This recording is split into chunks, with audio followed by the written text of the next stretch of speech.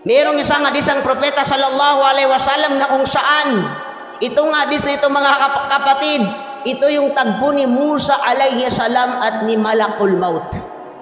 Ito yung oras na kukunin ni Malakal Maut ang buhay, ang ruh ni Musa alaihi salam. Ang sabi sa hadis ni propeta Muhammad sallallahu alaihi wasallam na mula kay Abi Hurairah radhiyallahu an, arsila Malakul Maut ila Musa. Ipinadala ni Allah subhanahu wa ta'ala si Malakul Maut, ang anghel ng kamatayan, upang iparating kay Musa na dumating na ang araw ng kanyang kamatayan. Falamma ja'ahu sakkah, at nang dumating si Malakul Maut, nag-anyong tao siya pagdating niya kay Musa. Ang ginawa ni Musa sa kanya ay sinampal ni Musa si Malakul Maut. Subhanallah. At sa sobrang sampal, sa sobrang lakas ng sampal ni Musa kay Malakul Maut ay naalis ang mata ni Malakul Maut. Subhanallah.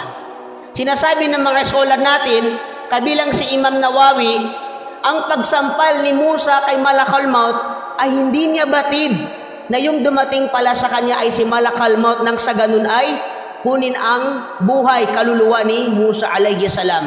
Faraja'a ila Rabbi.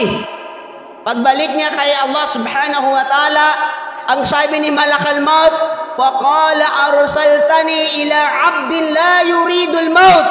Sabi niya, ya Allah, ipinadala mo ako sa alipin mo na to na si Musa na ayaw niya sa kamatayan.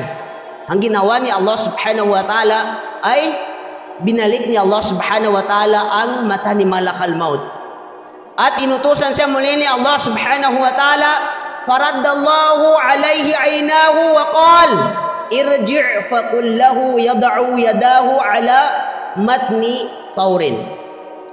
Sabi ni Allah subhanahu wa ta'ala, bumalik ka Malakul Maut kay Musa alayhi salam at sabihin mo kay Musa, kung nagnanais siya ng mahabang buhay dito sa mundo ay ilagay niya ang kanyang kamay sa isang baka at lahat ng balahibo na mahahawakan niya doon sa baka na yon, ang bawat balahibo, ang katumbas niya ay 1 taon ang kanyang maging buhay. Subhanallah.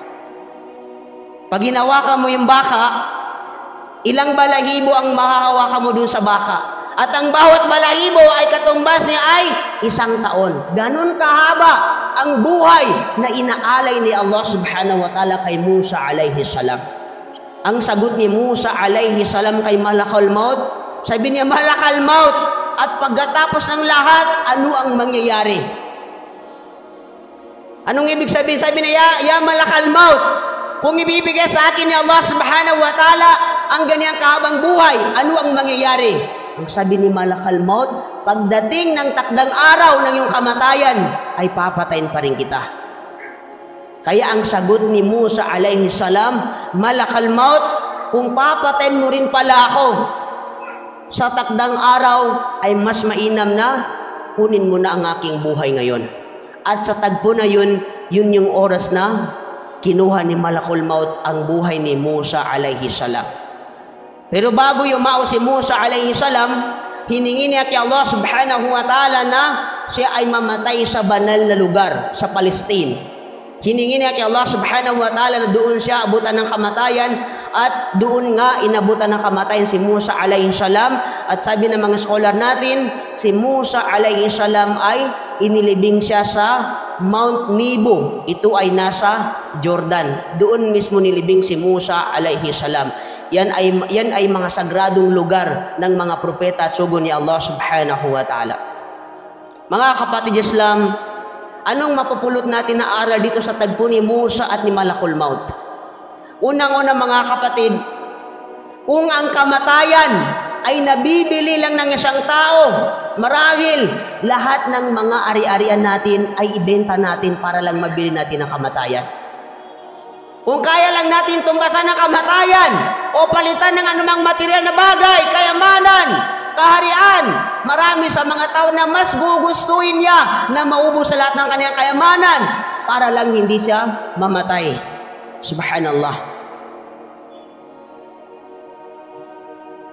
Pero ang nakakalungkot, kahit nagawin natin ang mga bagay na yun, tunay na sinabi sa atin ni Allah subhanahu wa ta'ala na lahat ng may buhay dito sa mundo ay dadaan sa kamatayan. Qul innal mauta allazi tafirruna minhu fa innahu mulaqikum. Ipagbadya mo sa kanila Muhammad, sabi mo sa kanila Muhammad na ang kamatayan na kanilang pinangangambahan ay hindi sumusunod sa kanila, bagkus ito ay sumasalubong sa kanila. Hindi tayo sinusundan ni Malakul Maut, mga kapatid. Pero si Malakul Maut ay maaring makasalubong ng sino man sa atin. Maaari natin makasalubong si Malakul Maut sa mga daan-daanan. Ano halimbawa? Napakaganda ng pagmamaneho mo at bigla kang nabunggo, nadala sa ospital, dead on arrival. Ibig sabihin, nakasalubong niya si Malakul Maut. Nagtitinda, habang siya nagtitinda, nagpapakasumikap sa mundo, ay inabutan siya ni kamatayan. Inabutan siya ni Malakul Maut. Ganyan tayo, ganyan dumarating sa buhay natin si Malakul Maut, ang kamatayan, mga kapatid. Walang nakakatiyak sa atin kung saang lugar, kung saang lupa natin makakasalubong si Malakul Maut. Kahit saan, kung anuman ang napagkasunduan o di kaya anuman ang nakatakda sa bawat isa sa atin ay darating at mangyayari ang bagay na yon.